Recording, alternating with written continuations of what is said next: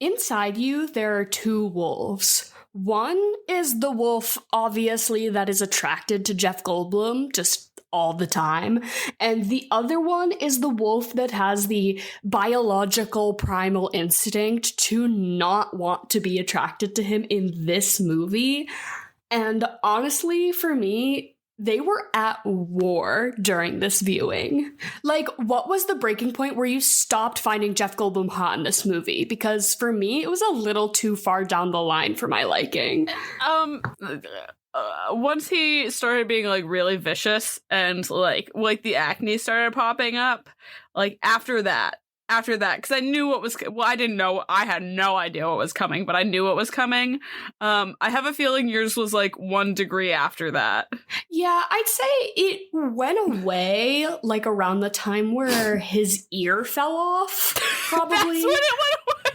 And yeah, then it went away, and then after Geena Davis rips his jaw off and he like fully becomes the Fly Man, then it came back. Yeah, okay. Yeah, that sounds like you. So this is our podcast. It's The Swamp, and it is an acronym. Stands for some whack-ass movie podcasting. And let me... Wait, we should introduce ourselves. We never do that. So that's Dara. Oh, and that's Emily.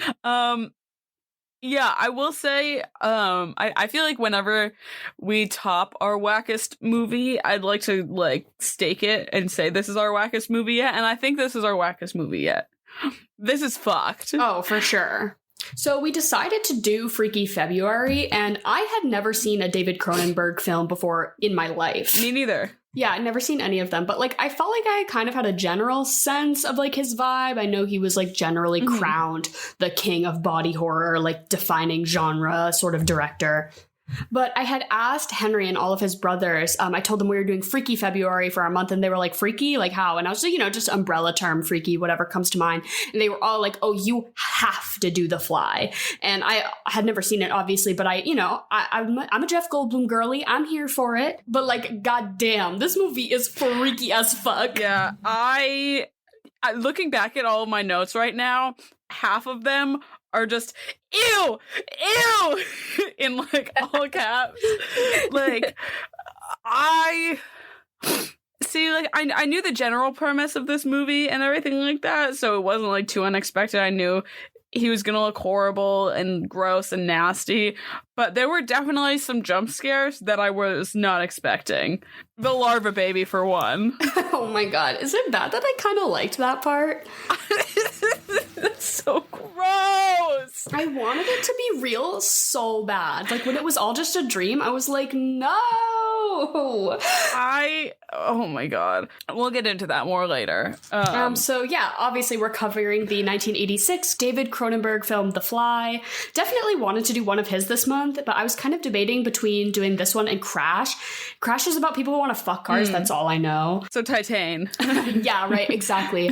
I feel like there's actually like a whole subgenre of movies about like people who want to fuck cars specifically. I don't know why I feel like that's a thing, but I feel like there's a ton of movies like that. But I am really glad that we ended up doing this one because it was a romp and a half. Like, truly the definition of a 90-minute romp of a film. Yeah. Perfect length. Perfect pacing. Pacing was phenomenal. And honestly, I feel like I haven't had that much fun watching a movie in so long. Like, I was holding my breath the perfect amount and also just, like, cringing, but, like, in a good way. Oh, and it was just so, like, viscerally disturbing in the way that, like, the physical response to seeing that is, like, you can't not want to just crawl out of your skin. Yeah. The entire time, I really did. I wanted my skin to peel off the way that his does at the end of the movie. Oh, my God. Like, and I'm not one for, like, horror or body horror, but I genuinely ended up liking this film. I thought this was a good movie. Like, it did have me on the edge of my seat, and, like, it did exactly what it wanted to do. It wanted to make me feel fucking disgusted, and I was entertained the entire way through. Oh, but it was also such a touching love story. Fuck off. the 2-week romance, and then Geena Davis at the end is like, I can't kill this fly machine man, and he's fully asking her to murder him. She's like, no, I can't. Dude, I would put a fucking bullet in his brain in a second. Dick was so bomb that even at his most, like, horrific and abomination, she was having sex flashbacks, like, I don't know, maybe we can fix them. Maybe there's still a chance. God. Do we want to recap the plot of this movie? It's nothing crazy. Yeah, I think at its most basic, it's Geena Davis is a journalist, a science journalist, and what's her name? Veronica? Yeah, Veronica. And Seth Brundle, played by Jeff Goldblum, is a scientist who's working on a teleportation device. He brings her back to his apartment, and he's like, hey, check this out. She's like, oh, sure, I'll write a story on it. And he's like, no, you have to wait because the story ends with us teleporting a human. That's like the big shabam. And we're going to revolutionize all travel, transportation forever. And she's like, sure, fine, I'll wait. And her boss, who is her ex-boyfriend, is like, no, you can't really pursue this. Like, this guy seems like a joke. But he is like also trying to romantically pursue her. And his name is Stathis, which kind of pissed me off. Yeah, what the fuck? For no reason. But basically, then it goes through Jeff Goldblum eventually figures out how to transport a living creature. He does it with a baboon, and then he gets a little bit drunk. He goes in and transports himself, but the fly gets in there with him. And like, instead of it transporting as a 1-to-1, it combines his genetics with the flies. So over the course of a week, he like slowly starts to mutate into a man-fly hybrid abomination situation. And basically, Geena Davis, he starts behaving really radically out of control, and Geena Davis eventually catches on. She's like, hey, what are these hairs on your back? What's going on? He eventually gets aggressive and violent towards her, so she leaves, but then she comes back. He's like really flied out. He's like climbing up the walls. And then basically the big plot twist at the end is that she's pregnant with his baby, and she's worried that it's going to be like a larval sac. So she goes to get an abortion in the middle of the night, but then it goes awry because he kidnaps her and basically is like, this is the only part of my humanity that's left. You have to have this baby. And she's like, no, I need it out of me. And then basically he wants her to get in the pod so that all three of them just like morph together, her, the baby, and what does he call himself? Brundlefly? Yeah. All three of them can be together in one life form, basically, which is just absolutely fucked. And then Stathis comes in and like kind of saves the day. He gets his shit rocked by some bug goo. But basically shows up with a gun and gets Geena Davis out, saves her, and then the movie just kind of ends there. A little bit of a cliffhanger, but I don't. All I can say for Stathis is that I hope the prosthetics in 1986 were up to par, because that man does not have a hand nor a foot anymore. At least it seemed like it was like sort of cauterizing it as it was melting. No, because he was bleeding. No, he was bleeding. I don't know, man. Well, if you want me to spoil The Fly 2 for you. Yeah, please. I haven't seen it, but I read the Wikipedia article just because I was curious, and obviously I have no intention of actually watching it.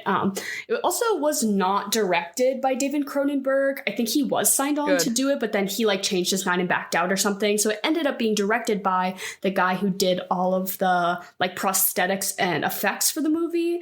He's the same guy who did the Gremlins movie. So he just directed the second one. Yeah. And it obviously was not as good, kind of a flop, nowhere near the same critical receptions. But Stathis lives, and Geena Davis, they both live, and they make it. She gives birth. So she does not... I'm shocked she signed on for this. Does not abort the baby. She gives birth to it. So she, gives birth, and then she immediately dies. Oh. So she dies during childbirth, giving birth to... It is like a big cocoon larval sac, but inside appears to be a healthy baby boy. What the fuck? And basically, he starts aging like crazy rapidly. So he's supposed to be like 10. He's 25 or almost 30. And so he's got some sort of fly DNA situation. And basically they haven't told him. The Bartok scientists kind of keep him in a lab, and they don't really tell him the whole fly situation. They just say like, oh yeah, your dad died of this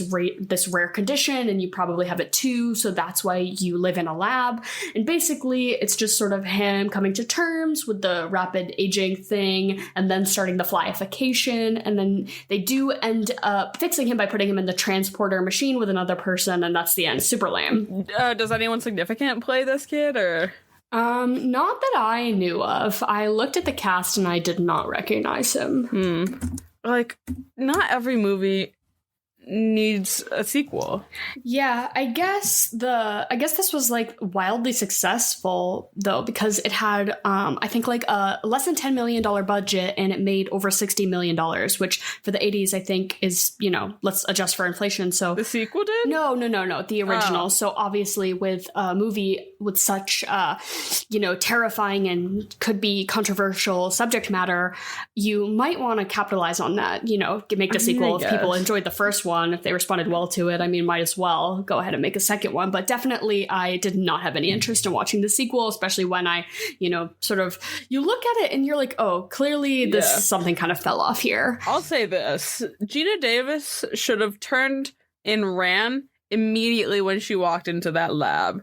Because Jeff Goldblum, first of all, he won't take no for an answer. They meet at this, like, science convention or whatever, and he won't, like, tell her what his big science project is, and she's like, okay, whatever, like, sure, I'll come back to your lab, you can show me. If I walked into a man's lab, first of all, red flag number 1, I'm walking into a man's lab.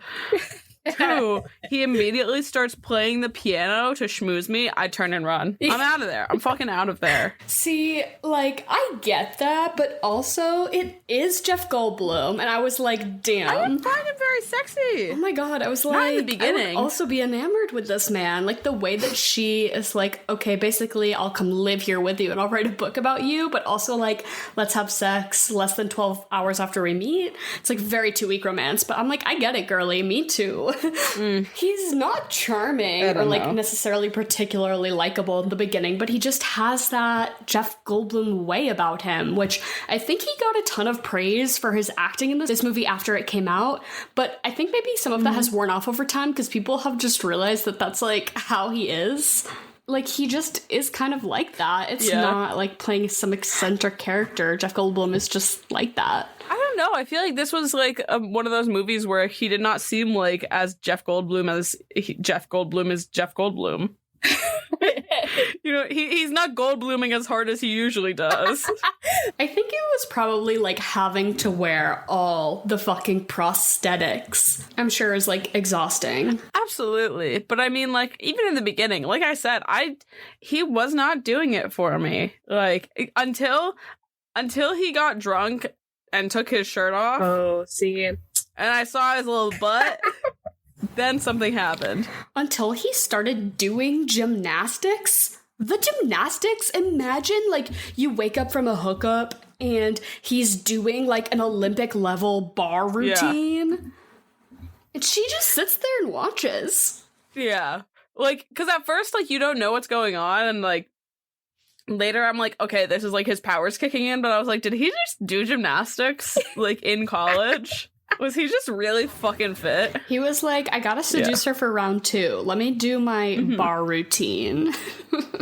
Dude, he'd have me. Oh my god. Well, it worked on Miss Geena Davis because they were married. What? Yeah, Geena Davis and Jeff Goldblum were married from 1987 to 1991. So after this came out. Yeah. Huh. Yeah, I'm sure that they were probably dating at the time of the filming of this movie and then got married shortly after. Yeah, also makes sense. And then later divorced. Huh. What a powerhouse couple. The pure length between these two people is astounding. How tall is Jeff Goldblum? 6'4". I like that you had that off the dome. So I only know that because I was reading about the baboon. I was really curious about the baboon.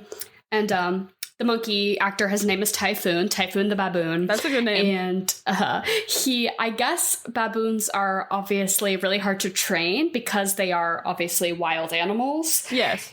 And they're really smart. So they wanted, for some reason, specifically, like, not a monkey. It had to be a baboon. So they get Typhoon the baboon actor, and he was really erratic and not behaving well.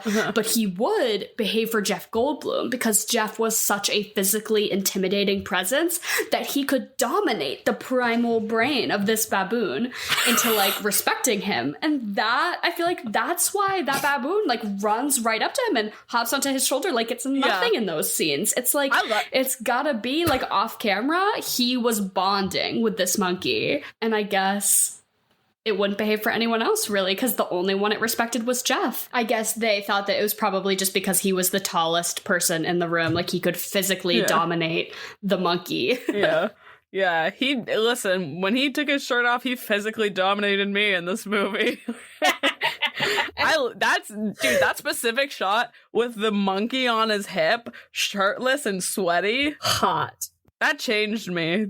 Listen, The Fly changed him in that moment, and that shot changed me of this movie where I thought he was, like, really hot. But, like, everything before he transported himself, meh.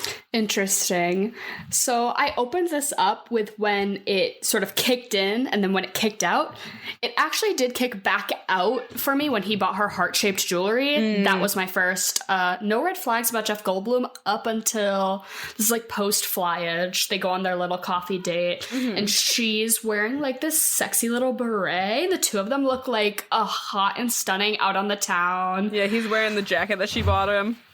But, like, he buys her this little heart-shaped necklace, and it, like, gave me the ick. Yeah, that's a fair thing. And then it, like, took another hot minute to kick back in. I don't know. Okay, here's my thing. Here's my thing with this movie. Is that I feel like... Okay, actually, something doesn't add up. Something does not add up here, right?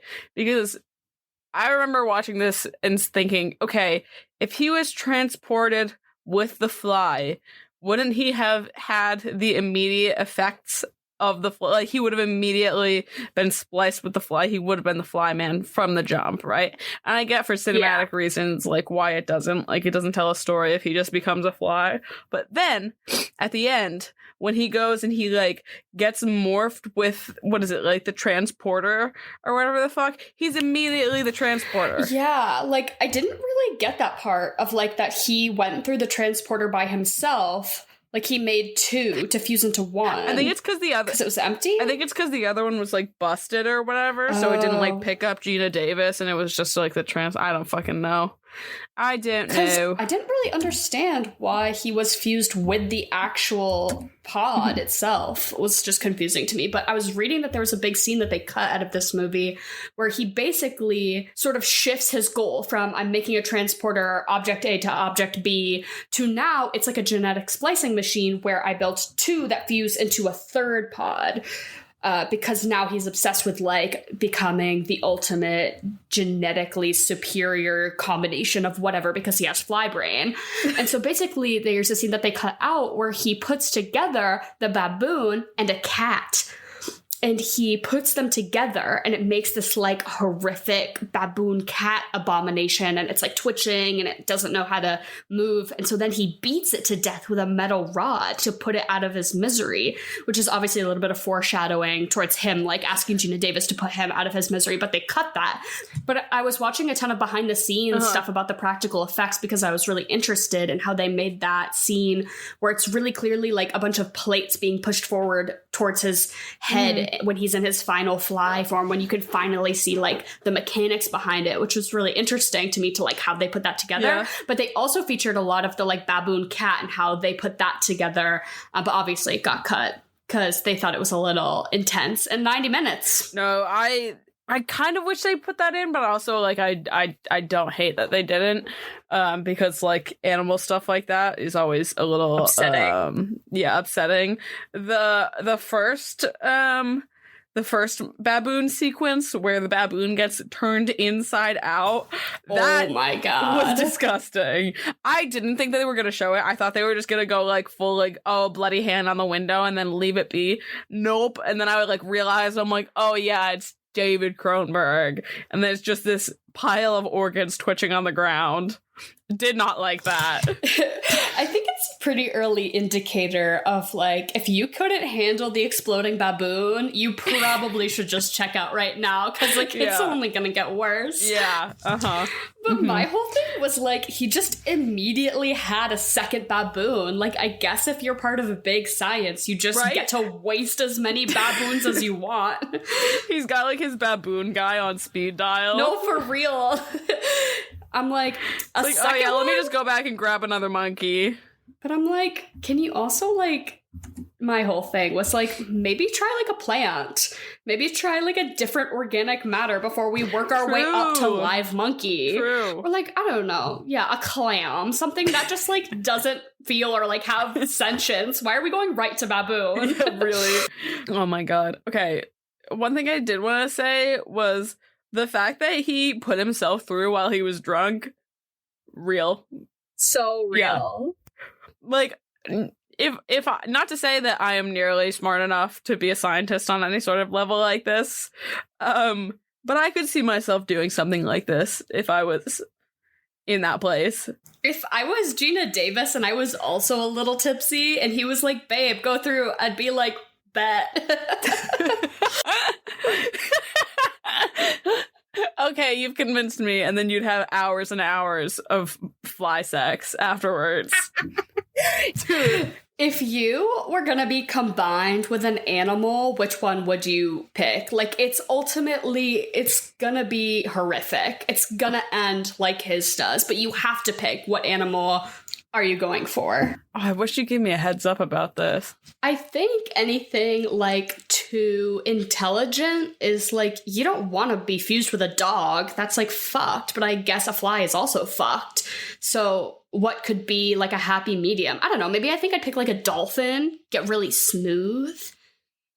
See, someone just took the premise of this exact question. They just took this question and then created Tusk. Oh, I thought you were going to say then they created the Animorphs books. Oh, also true. Also very true. Maybe a lizard. Ooh. Like like a chameleon? Yeah, like a chameleon. I think so. Then you could, like, lick your own eyeball. Yeah, I get really scaly and I have, like, claws. That could be kind of hot. Oh my God. I'm forever denying the accusations that I'm a furry on this podcast every time. Okay, but would you? Okay. How do I want to phrase this question? Do you think, you know that scene where Geena Davis was like, we've been doing this for hours after they've been fucking? Do you bet that fly dick goes crazy? That's what I mean, though. It must have, because her, like, still holding back at the very end, I'm like, she has to think that there's a chance to save him, because that fly dick went so crazy. Okay, but if you knew, if he was at that stage where he's still, like, just real strong and all that shit and everything like that, would you fuck? Like, he's not gross yet, but he does have the little hairs coming out of that wound. Yeah, of course, for sure. Yeah. What if he didn't pull out? What if you had the what if you Emily. It was like, that's the only thing is, like, you have the risk of the larva baby. Absolutely not. Absolutely not. Like, the risk, I practice safe sex. Unlike Geena Davis, I practice safe sex. Yeah, that was real dumb of her. And I would not let like strange scientist men with weird hairs growing out at their back just, like, hit it raw. That is not in the books for me. That is not on the table for me and Jeff. No, of course it's a no. So that is a no. That larva? Yeah. That larval baby? That was a lot. That was, like, a lot. Like, not only was it, like, really, like, disgusting with the larva, but, like, that was, like, a very graphic abortion scene. They said, I heard them say, oh, we gotta get the vacuum. What? They don't show that in, like, TV these days. You know what I mean? I feel like any on-screen abortion is like, that's a big risk you're taking. And then they're like, no. She is going to give birth to a larval sac. I really wanted it to be real. I hated when it was a flashback. How was she going to deal with the repercussions of like having this larva baby? It was a fun little twist. I really liked it. Snapped out of it and it was a dream. Annoyed. Thank God. I guess they really took that and ran for the sequel, but yeah. In my notes, I had like, that's a very graphic abortion scene, and then immediately after I had, what the fuck? Like, dog, that was, ooh. I think that was probably the most, like, unsettling part of this movie, I think. Oh, yeah, for sure. Even worse than, like, his ear falling off and all the pus, and because that is, like, related to a real human actual experience that you could have, but, like, I could see how some people would maybe think that this movie is, like, a little bit too far, but I think it's, like, what you have to do for this kind of genre. If you're gonna hold back, it's just gonna end up being, like, corny and like misguided and not, I don't know, like you have to do it. If you're gonna do a movie about a fly person, it's gotta be fucked. Like you've got to commit to it being fucked. Live, laugh, love. Or in other words, chocolate or vanilla? What's a better live, laugh, love for this segment? Chocolate, vanilla, strawberry. Yes. In that really ugly like Ray Dunn font. We could start selling those at Marshall's, I think. New Swamp merch coming at you. It's going to be like the Live, Laugh, Love inspirational posters, but it's going to say chocolate, vanilla, strawberry.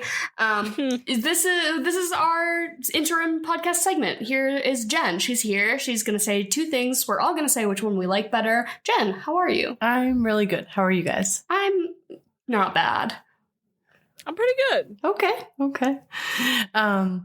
So this week has a theme. Okay. Right? And it's outstanding. It's going to be movies where the people are couples in real life. Oh, okay. For Jeff Oh, I Goldblum like and this. Geena Davis. Yeah. Okay, slay. So I'm going to say the movie, and you can pick it by the movie or you can pick it by the couple. Okay. Yeah. Okay. So chocolate or vanilla? Chocolate. Vanilla. Chocolate. Chocolate, vanilla, strawberry? Chocolate. Vanilla. Chocolate. Okay, first one is Matilda or A Quiet Place? And Matilda is Danny DeVito and his wife, whose name I don't know. Ray Perlman. And what was my other option? A Quiet Place, which is John Krasinski and Emily Blunt. No fucking shot. Both the couple and the movie are taking the cake here. I think personally, I'm going to do like a 50-50 weighted system of like the couple gets half my consideration, the piece of media gets my other half, and it is no shot. You might have a tie if you have that system. Well, then I'll figure it out. Okay. But definitely Matilda. I think I'm going to join you in that system. That's a good way of doing it, Dara. Obviously, Matilda is it. I didn't realize that was his wife. Yes. I fucking love that. It was also his directorial debut. I did know that. That's outstanding. Love that. What about you, Jen? I'll pick Matilda too. I never saw Quiet Place, and Matilda was an awesome movie. Let's see. Next one is I Know What You Did Last Summer or Scooby-Doo. So same couple. Freddie Prinze and Sarah Michelle Gellar. I do not know I Know What You Did Last time. I'm not familiar with that. But obviously Scooby-Doo. Are you kidding me? Scooby-Doo, the live action, and Scooby-Doo 2, Monsters Unleashed, unmatched. Yeah. That's the correct answer, Scooby-Doo. Yes, you guys are correct. The correct answer here is Scooby-Doo. Next one is Cruel Intentions or Power the Dog.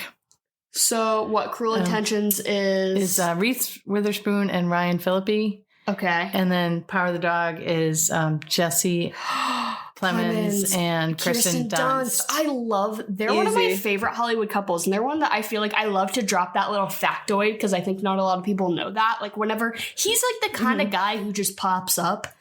He's Jesse like every guy. Yeah, he just pops up and I'm like, I don't think they're married, but they are life partners and have a kid together and stuff. But I'm always like, oh yeah, like he's like married to Kirsten Dunst and everyone's always like, what? So love that for him. So yeah, definitely. I was pretty indifferent about Power of the Dog as a movie, but definitely here for Jesse Plemons and Miss Kirsten Dunst.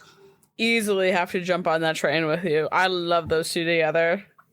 Yeah, I'm gonna go Power the Dog also. But Cruel Intentions was a remake of Dangerous Liaisons, I think it was. Yeah, it was a good movie. Have you ever seen it? Nope. Yeah, it was really good. Next one is Dodgeball or Zoolander? And who's the couple? I think the same couple. Ben Stiller and Christine Taylor. So Christine, they were married. Now they're divorced. I didn't know who she was, but I read pretty recently, like a little clickbaity news article about them that that they are divorced, and then at the beginning of COVID, when lockdown happened, he was like, "Hey, can I come home so that I can get locked down with you and the kids, so I don't have to not see you guys for the indefinite future?" And she was like, "Sure." And then they fell back in love over the course of COVID, so they're back together again. COVID love story. Yeah, I don't know if that's entirely true or not, because I'm pretty sure it was TikTok clickbait, but I felt like that was a sweet little, I don't know, Ben Stiller moment. So interesting. Yeah, what are my options? I don't Dodgeball. Sure. I don't think I've ever seen Zoolander. I have seen Zoolander. I haven't seen Dodgeball, so I'm gonna go Zoolander. But from my knowledge, Ben Stiller is a fucking asshole. Oh, really? So not a good guy. Yeah, one of my roommates' relatives worked in Hollywood and met him a handful of times. Said he was a total dick. So I mean, I don't know what's up with that that ex-wife of his, but more power to her, I guess. I don't know. I'll go Dodgeball because I've never seen Zoolander either. Next one is Seven or Mr. and Mrs. Smith. Seven is Gwyneth Paltrow and Brad Pitt. Because they were engaged. Uh-huh. And then Mr. and Mrs. Smith is Angelina Jolie and Brad Pitt. Oh, yeah. Brad Pitt is also not a great guy as far as we know terrible by internet standards. But I think the person whose life he has wreaked more havoc on is probably Angelina Jolie. So I guess I'll give it to him and Miss Gwenny in Seven. Because at least she got out of that one. Yeah, I was going to say, I also agree that him and Gwen, because I think it was pretty kind of iconic for the times, and also she didn't get absolutely destroyed by him. She got out. So I'm with you guys. I'm gonna go with Seven. Next one is a triple. So Daredevil, Jiggly, which is Ben Affleck and J-Lo. Jiggly. And then I have no idea. Shakespeare in Love. So these are all Ben Affleck. It's Ben Affleck with Jennifer Garner, Ben Affleck with Jennifer Lopez, and Ben Affleck with Gwyneth Paltrow. What is the first one? Daredevil? Oh, it's a superhero movie. It's The Blind Lawyer. Oh, they made a movie of that? Yeah. I only know the TV really show. Bad. Interesting. Was really bad. I'll pick the one that you couldn't pronounce because I like to give you a hard time. Plus, him and J-Lo are together. They are back together as one now, and all those pictures of them in Dunkin' Donuts together make me laugh. So. Yeah, I guess I'll give it to those two because, I feel like it's like a shared brain cell between them kind of situation. You know what I mean? Two halves don't quite make a whole. Yeah. Fuck Ben Affleck though. So yeah, I'll go Shakespeare in Love because it won Best Movie, and I'm in an Oscar-y mood. Oh, interesting. I did not enjoy that one. Yeah, it was kind of lame. Not a fave. Yeah. Not a personal fave. As we have been finding out, though, a lot of Oscar noms are kind of not lame. Good. Yeah. Let's see. Next one is The Last Song or The Notebook. Okay, you'll have to remind. All of those movies are the same to me. So Last Song is Miley Cyrus and Liam Hemsworth, and Notebook is Rachel McAdams and Ryan Gosling. Oh, no contest. It's definitely. Were they a couple in real life, Rachel McAdams and Ryan Gosling? I guess they hated each other and they dated and then they hated each other again or something. Yeah, they hated each other and then they actually ended up kind of enjoying each other and they dated. Wow. Yeah. We love a little enemies to lovers. Yeah, I'll definitely pick that. I love those two in the movie. I think their chemistry was outstanding. I think that's as much as The Notebook is corny as fuck. I stand behind it. I am here. I am one of the Notebook apologists. Actually, no, I won't apologize for liking that movie. Well, yeah, you and like everyone else. I thought it was pretty beloved. I don't know. Like everyone, I don't know. I will shout out James Marsden in that movie though, because that man is fine in everything he does. But yeah, The Notebook for me. Truth on the James Marsden. But I will go Notebook also. Next one is Star Wars or Valentine's Day. So who was the real couple in Star Wars? So I guess Harrison Ford and Carrie Fisher dated, and she was 19 years old, and he was 34 and married. They didn't date. He had an affair with her. Oh. I read like all of her memoirs. Yeah, it was pretty fucked up of him. Very grooming-esque.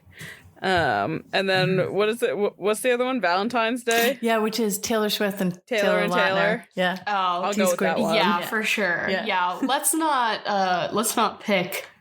I didn't know that about him. Now I'm bummed. I thought he was just like oh, damn. A cool dude? No, he's pretty shitty. Bummer. He was hot, but he was pretty shitty. You know who is a cool dude? Taylor Lautner. That's why we're picking Valentine's Day. Isn't his wife's name is Taylor now as well? Yes, that is Clearly has a type. I love that. Next one is High School Musical or Riverdale. Who's the couple in Riverdale is also not a movie, is it? Was there a movies movie? or shows? I said movies or shows. Okay. Yeah. Riverdale couple is Cole Sprouse and Lily Reinhardt. Not anymore. I know. Well, at that time. At the time, yeah. And High School Musical, obviously, Zach and Vanessa. Yeah, Riverdale wishes it had 1% of the electricity that any of the High School Musicals had. So definitely HSM for me. Yeah, I'm right there on the High School Musical train.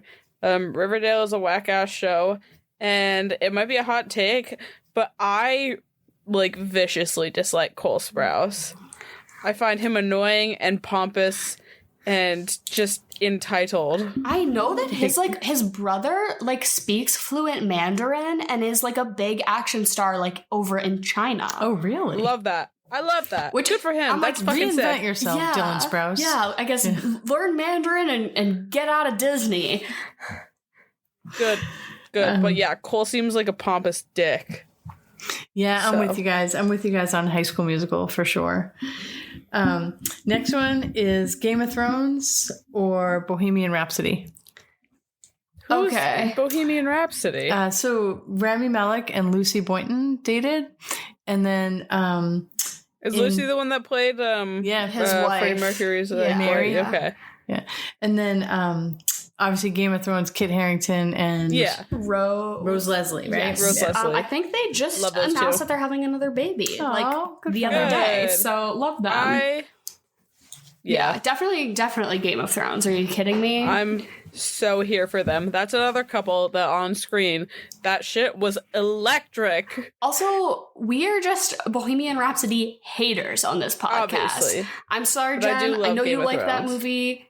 I just have to respectfully disagree that it was not good. I do like that movie, but I still would pick Game of Thrones in this scenario. For sure. That's also the right choice. Mm-hmm. Those two are cute. They were so cute together. Have you seen their wedding photos? No, are they adorable? Adorable. Love that. Yeah. I haven't watched the new, what is it? Dragon? I like it. House of the Dragon. House of the Dragon. You do? Is it worth a watch? I like it. Yeah, I like it a lot. You know who has electric chemistry? It's fucking Emma Darcy and what's her name? Olivia Cook.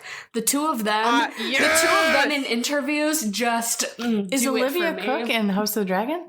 Yes. Yeah. Oh, she's I so love good. her. She's so good. They're both so good. The cast is fucking stacked. It's absolutely watch it. Matt Smith is creepy. Matt Smith is a fun one to watch because you can't decide if he's hot or creepy. Really hot or creepy, exactly. Because he's really creepy to start out with, and then he cuts his hair, and you're like, wait, something's happening here. And then he kind of grows it back out, and you're like, oh. I don't know what's going on. There's character development. I don't know. Love. That man has no eyebrows, and they're like, you'd be the perfect blonde. And it just made so much sense because he never had eyebrows to begin with. But anyways, Jen. Last one, sorry. Edward Scissorhands or Slumdog Millionaire? Who's a couple in Slumdog Millionaire? Dev Patel and Frida Pinto. Really? Yes. Wow. Well, I love Dev Patel and I love that movie. So, I mean, I like Edward Scissorhands too. But if it's between Johnny Depp and Dev Patel, are you fucking kidding me? Exactly. Definitely Slumdog Millionaire. Absolutely on that train with you there, Dara. Yep, Slumdog Millionaire for the sweep. I rewatched that movie pretty recently and I forgot how, like, graphically violent it is at some points. Yeah. Like, that won for best movie of that year too, I think. It did, yes. So, preview of Oscar. Yes, we're also, Jen and I are heavily in the Oscars mood. So if anybody has been watching Oscar-nominated films, definitely feel free to slide into our DMs and tell us your opinions on what you think should win, what got snubbed, what you're rooting for, what you're not. Love a little Oscar chat. And I will obviously relay any messages to Jen about the subject matter. Because Jen and I are on our quest. We are watching all of the nominated films. And we're a little more than halfway through, I'd say. I got 7 out of 10. I got 3 left. Yeah. I still have to watch Top Gun Maverick, which is definitely going to be like the very last thing I do at the 11th hour because I just don't want to do it. But anyways, Jen, thank you so much for being here. As always, we love you and we'll see you next week. Thank you for having me. I love you guys. Have an awesome night. Bye. Bye. Bye. Yeah, and while this is a remake, and I obviously I've never seen the first movie. It was made in 1956. David Cronenberg really ran with this. Well, so he actually kind of did his own little take on it because I was reading into this. It's a remake of a movie, which is based off of a short story published in Playboy magazine. And then it won a bunch of awards for like best short science sci-fi story of the year or whatever. And so then the next year they turned it into a movie. But the original movie and the short story are both about this woman who's under investigation for murdering her husband. And he's found crushed in a hydraulic press. And basically she like won't admit to why she killed him. And then it sort of is like backtracking through. She killed him because he is the scientist who turned himself into the flyman. And then he starts getting deformed. And basically he's like, put me out of my misery. And then he crawls into the hydraulic press and gets crushed. But there's also an element of like that that's like the worst way you could die. Yeah, right? Like I make jokes about like crawling into the baler at Trader Joe's, and then everyone's like, "I walked up." Oh my god! But there was also like an element of them trying to find the fly that he like crossbred himself with, because I guess like he came out with the head of a fly and the arm of a fly, but the fly had his head and his arm. So they were like, "Oh, if we find the fly, we can put them back together, and it'll reverse it and like do a little backtracking." But so like, yeah, big part was them also trying to find this fly with a white head to try to reverse them back together. Okay, that's silly. That's real silly. But it was the 50s. I don't know. Yeah. But basically, like, I think David Cronenberg took the core like idea of this man fusing himself with a fly, and obviously the putting out of the misery at the end, but it's more like the actual flyification of the man was like the subject rather than the whole like unfolding of like how it had happened. Which I guess like for body horror, that's something that you could really lean into. Oh my god. Was this the thing that put him on the map, by the way? Do you know? I don't know. I know that people usually regard it as like his best or most notable work. I mean, obviously, like real fans might have some differing opinions on that front, but if you're a big body horror fan, you might think, I don't know, have an opinion, but it's the only one I've ever seen, so it's the only thing I can speak to, but I think it's pretty well regarded as his, like, most notable work. Yeah. And maybe the most notable of the body horror genre. Yeah. Just because it is so, like, visceral and gooey. Oh, dude, it was so gooey. That man was gooped up, dude. Honestly, like pretty early in the stage of when he is like starting to get the hairs and his skin is starting to flare up, I was like, Honestly, my boy just needs like an esthetician, like a pimple popper GF who can just like really get in there, get into it, get into the extractions of these gross little elements. And he might have been fine, but then it got like too goopy where it just like wouldn't have been satisfying or even feasible to try to, you know, limbs were just falling off. Okay, what do you think would be worse? To be hydraulic pressed to death? Or to be vomited to death? Because that's what was about to happen to, what's his name, Stathis? Stathis, yeah. Stathis. I guess, yeah, getting crushed sounds worse, to be honest, because at least the acid is gonna, like, it's gonna kill all the surface nerves at some point, and then you're just gonna, like, stop feeling pain. But I think that is more, because it's also, isn't there like a pain threshold? It's like once your body surpasses a certain amount, you just like don't feel it anymore or something. If you light yourself on fire, it's like the most imaginable pain for like 30 seconds and then you're just like chilling. I don't know. I don't know if that's true or not, but I feel like getting crushed is like you feel not. All of it, yeah, that is not it. Who am I to say though? I don't know. I will say that this is the most traumatic thing anyone could ever go through.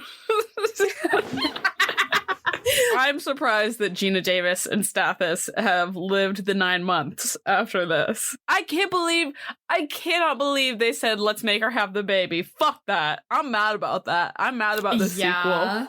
I also was just like wondering about the sequel, and then the first line of Wikipedia was like, she gives birth and then dies. I was like, oh, fuck this.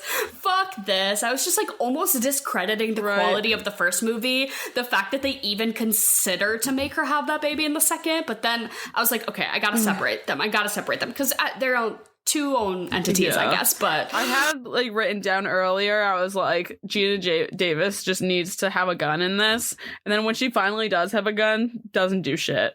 Imagine ripping a man's jaw off. The flyification scene was crazy.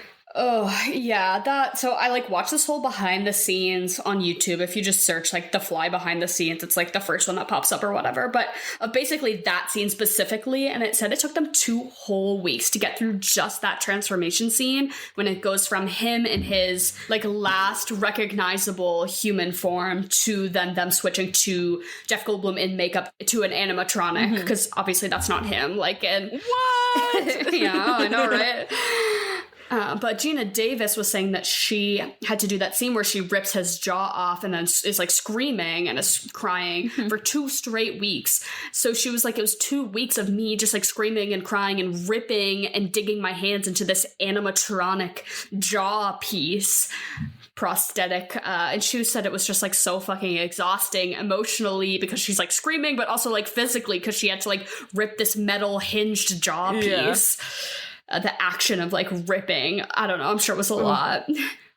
But I gotta say, like, I started to feel a little tingle when I saw Geena Davis on my screen. I did not know she was in this. I did not either. The only thing I knew was Jeff Goldblum, so I was so pleasantly surprised to see Miss Geena. We love her on this pod. We really are like going through her whole discography. We've done League of Their Own. Beetlejuice, yeah. We gotta do Stuart Little next. Yeah, Thelma and Louise. Some of her best work, I think, is as the mom in Stuart Little. Some of her best work. But speaking of the lovely Miss Geena Davis, do we want to get into some of our regularly scheduled programming? Absolutely, I do. Because I feel like I actually have a really good food and drink option here. Slay. So to start off, though, I think our obvious 3 main characters for Fuck, Marry, Kill are Geena Davis, Jeff Goldblum, and Stathis. But Jeff Goldblum, like, at what point of him in the movie that's a tough thing. Are we considering him for this Fuck, Marry, Kill? Because I think it will wildly change depending on, like, where we're at. Do we want to go, like... What's midway? I think it's when he does the arm wrestling would be midway. So when he's like eating all the chocolate bar and he's acting a damn fool, but he still has like the somewhat semblance of easy. Yeah, I can do that. Okay, I'm gonna fuck Jeff Goldblum. Yep. Still, because all he really has is like a couple of weird hairs on his back, a bit of acne. and the stamina of a fucking racehorse. So yeah, I'm gonna fuck him. Well, just think about how much energy they have. They're going and going and going. So that's why he was like all like buzzed up.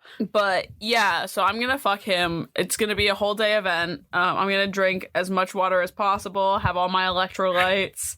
I'll be running a marathon that day on his dick. God, I can't believe I put this podcast out to the public. I think about that all the time. I have this, like, listed on resumes. Oh my God. And then I will obviously be marrying Geena Davis, as long as she's not pregnant with that fly baby. Okay. I will be pressuring her into having an abortion. I'm sorry. Well, more like encouraging, because she seems she seems pretty enthusiastic to get it out. And everyone's like, you need to think it through. She's like, it's a fly baby. Yeah, exactly. I'm driving her to the clinic. I'm gonna be like really encouraging and really supportive, but at the same time, I'm gonna be screaming inside to hopefully have her get it. And then I'm gonna kill Stathis because he's a fuck. That's like one of the things like I hated that he was like fuck him a bit of the hero in the end because he's disgusting. That's a horrible guy. Yeah, his like little redemption arc was not it for me. It was nothing. I was like, ew, don't. I guess this movie doesn't like have more than 3 characters. Tammy, like, what was she gonna do? Not the girl from happening. the bar? She's not gonna come back. No. What about you? Oh, yeah. Well, I couldn't have said it better myself. That is obviously the situation here, to do, you know, what you said.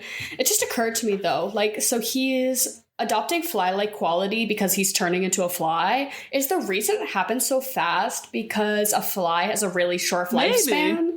Do you think? Or does that have anything to do with, like, the rate at which he is transforming and sort of deteriorating? Because flies don't live for, like, more than, like, what, a week? Yeah. I don't know. It's like, it happens over the course of, like, a month or so. Because, like, it's been 4 weeks, like, between when we see him as, like, kind of nasty, like, would still smash, and then, like, Geena Davis pops back up once he calls her, and he's gross. I don't know, because, like, if you went into the machine with an orangutan who lives to be, like, 80, are you just gonna, like, slowly start turning into an orangutan until you die? And that's when you're at your, like, final form? Because maybe I'll change my previous answer. How long do dolphins live? Pretty long. Maybe I try to draw it out. I think they live pretty... Let's see. I feel like they live a long life. 55 to 60 years. 40? Wow! Depends on the dolphin, but, like, at least 40 years. Wow, yeah. Maybe I'll stick to my original answer and I'll be a dolphin. Because, I mean, a dolphin is smart, too. If you pick a smart animal, does your brain stay, like, more sentient for longer? Because, like, a fly has no consciousness. Yeah. Yeah, it like you said, like, insect politics doesn't exist. I feel like it does, though. Bugs have, like, hierarchies. Ants? Are you kidding me? The social structure and hierarchies of ants? Well, like, I feel like a fly is different, you know what I mean? But yeah, you are 1,000% correct. Definitely gonna fuck gross Jeff Goldblum, even though he's being an asshole. What's her name? Tammy? She seemed to still have a pretty good time, so I'm gonna take her word for it. And yeah, definitely marry Geena Davis. Easy. Kill Stathis, easy. Okay, so what? You're hosting a party. You're gonna freak all your friends out because they've never seen this movie before. What are you serving them?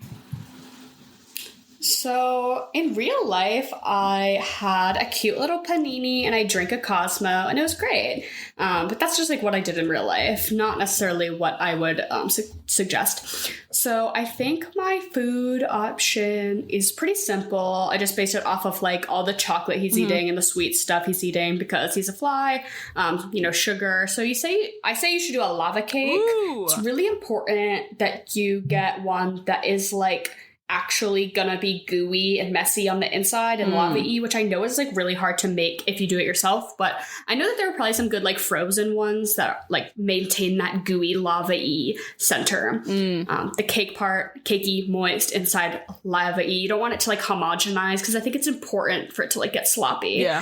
And this movie, honestly, I don't think you really want to even be eating during this because it's like gross. It's nasty. Yeah.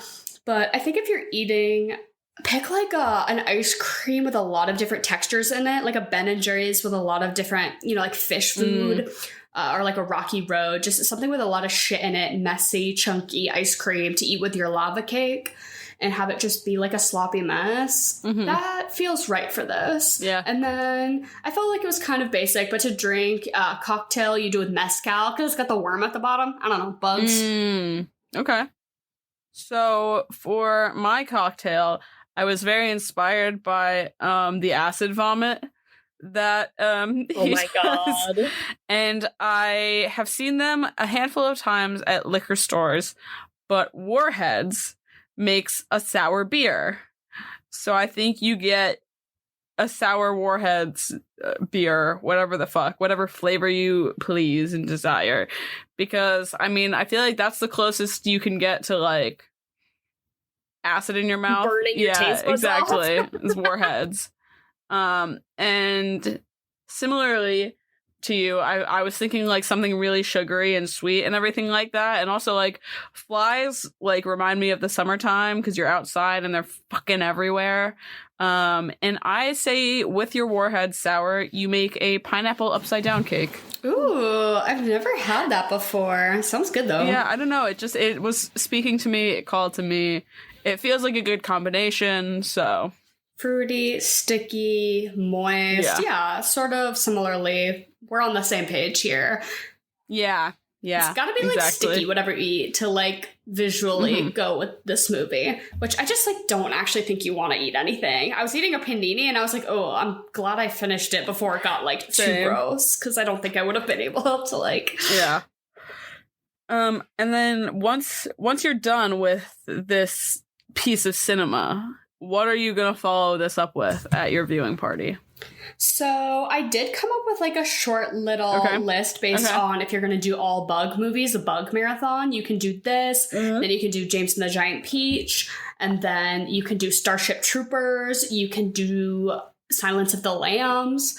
There's like a lot of bug adjacent movies that I think you could really make like a good cohesive, like it doesn't have to be obvious like Bug's Life. I mean, you could, but I think you could do like cherry pick some fire bug movies to do Bug Night. And it could be just a cute little party. But I did say that my other choice is just another really great use of practical effects and transformation, and that is Mrs. Doubtfire. Okay. I can get behind that. We've got a transformation here, and sort of an emotional roller coaster, emotional journeys through physical transformations, altercations. Okay. No, I can get behind that. I just said in my head, it was such an easy jump, and it's not any stretch of the imagination. Again, another science project goes wrong. Jeff Goldblum is there, but he stays sexy this time. It's an easy Jurassic Park for me.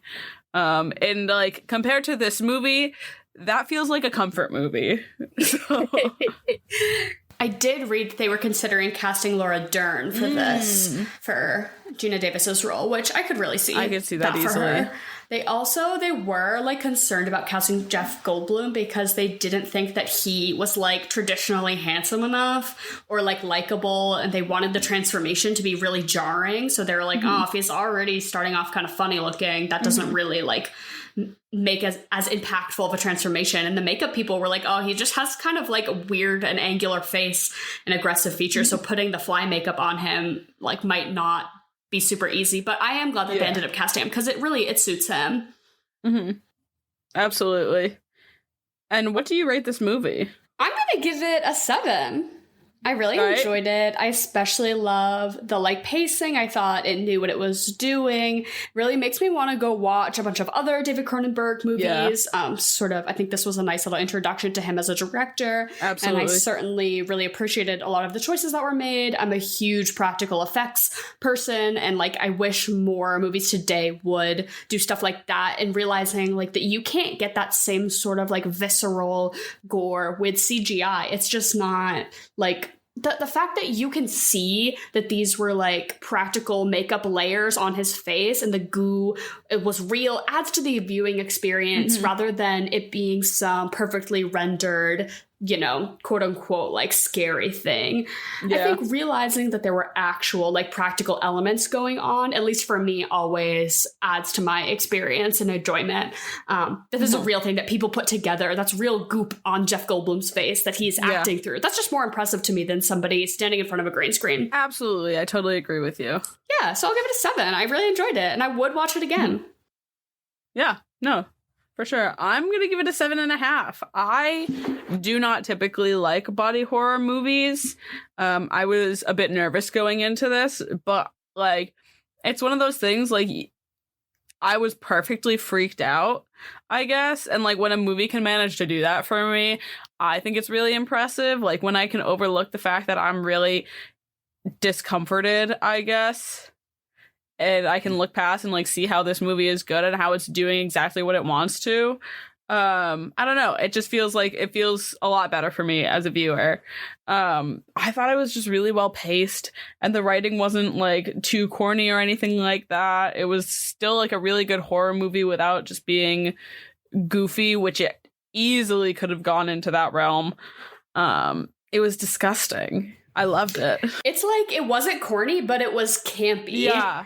Which I think is the difference. Like, it didn't go into corny, like, oh, we're doing a guy turning into an animal, hokey dokey, could get overly goofy. But I think instead the Jeff Goldblum of it all really turns it camp. I was like, yes, I'm here for it.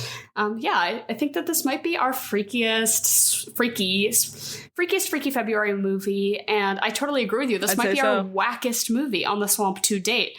But so we will continue Freaky February, obviously, through the end of this month. And as always, please continue to send us your suggestions for chocolate or vanilla, month themes, movie suggestions, all of it. We love hearing from all of you. We also have some new merch that's out. We just dropped a bunch of Pearl themed merch, tote bags, stickers. But if you guys would like to see that design on some other stuff, just let me know. Could easily get it on t-shirts. I also want to say that I wish I could make our stuff cheaper, but I actually cannot. I have our profit margin set to 0, so it's literally just the cost of the manufacturing plus the shipping. So we actually don't make any money off of it. But I just don't think a tote bag should be $15, but I don't have the capabilities to make them any cheaper or to make them myself. Just wanted everyone to know that we're not trying to rip you off. I morally would charge a tote bag less than that, but I don't know, it is what it is. Just wanted to make that a public statement. Didn't want anyone to think that we were hoarding wealth here on the Swamp. Yeah. Obviously, here on the Swamp, clearly wealth hoarding. Running a crazy monopoly, a podcast merch monopoly. But the links to all that are in the description below, as always. And we love you all. And as always, goodbye and good night. Okay, so for anyone who's made it this far into the episode, well, to the end of the episode, I wanted to share a little sneaky tidbit of information with you. So Emily and I obviously recorded the episode together over a phone call, as we do, and I recently have been testing out some new audio equipment, and I made some decisions that clearly were not the best. And, learning new audio software and audio hardware has been a learning curve that I have not yet quite curved. So my audio for the first time around of this episode was so horrifically bad that I was like, oh my God, we're gonna have to scrap the episode, which was a huge bummer because we had so much fun talking about this movie. So I was trying to fix it. I was trying to patch it up. It was so echoey and hollow and just unlistenable. And so I just wanted to share with all of you who made it to the end of this episode that I actually went through and re-recorded all of my lines. So I listened to the bad audio and would then re-record my line back to Emily to fix the episode. So if you rewind at any point in this episode, it was me fake laughing and yelling lines about Jeff Goldblum's dick to myself in my apartment to get you a. So if at any point you were this seems a little off, yeah, you were right. I just think it's hilarious, and I just thought that the select few who listen all the way through deserved to know that little piece of Swamp editorial trivia. So anyways, appreciate you all. I love you all. Sorry if some of this was a little disjointed and awkward. But yeah, just thought I'd share.